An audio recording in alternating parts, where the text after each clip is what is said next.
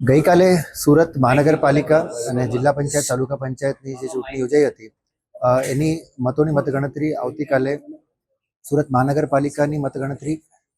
SS Gandhi college engineering college ખાતે આવતીકાલે યોજનાર છે. આની જે બધી જ વ્યવસ્થાઓ છે કે ગઈકાલે જ્યારે ઓલ્ડ EVM આપણા આવ્યા એમને આપણે અહીંયા કાઉન્ટિંગ સેન્ટરમાં અને જે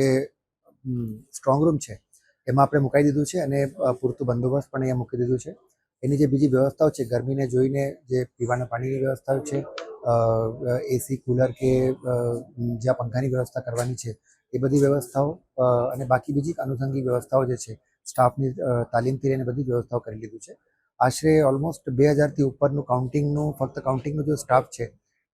એમાં હાજર રહેવાના છે અને 10 રિટર્નિંગ ઓફિસર વાઇઝ જે 3 વોર્ડ જે અમે બેસેલા છે એમાં 30 વોર્ડની મતગણતરી આવતીકાલે સવારે યોજવાની છે.